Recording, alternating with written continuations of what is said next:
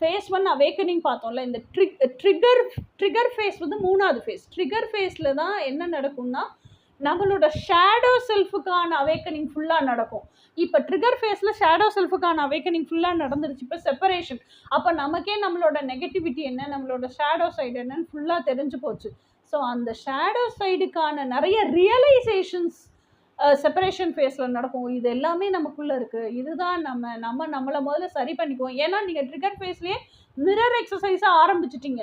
Mirror exercise பண்ணும்போது என்ன நடக்கும்னா அந்த ஃபஸ்ட்டு ஸ்டெப்பு, செகண்ட் ஏன் அப்செட்டாக இருக்கீங்கன்னு காரணம் எழுதுறது ஃபஸ்ட்டு ஸ்டெப். செகண்ட் ஸ்டெப்பில் அது அப்படியே உங்கள் பக்கமாக இன்வர்டாக திருப்பிக்கிறது செகண்ட் ஸ்டெப். அந்த இன்வர்டாக திருப்பும் போது அதில் 3வது ஸ்டெப் என்ன, இதில் ஏதாவது உண்மை இருக்கா அப்படின்னு கேட்கும்போது அந்த ஆமாம் உண்மை இருக்குன்னு நம்ம சொல்கிறதுக்கு ரொம்ப கஷ்டப்படுவோம். அவ்வளோ சீக்கிரமாலாம் சொல்லிட முடியாது.